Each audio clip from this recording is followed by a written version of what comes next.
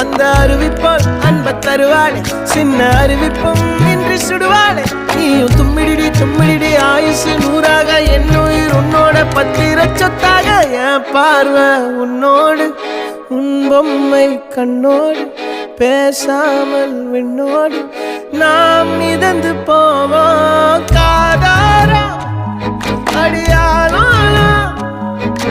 நான் தாங்க மாறோடு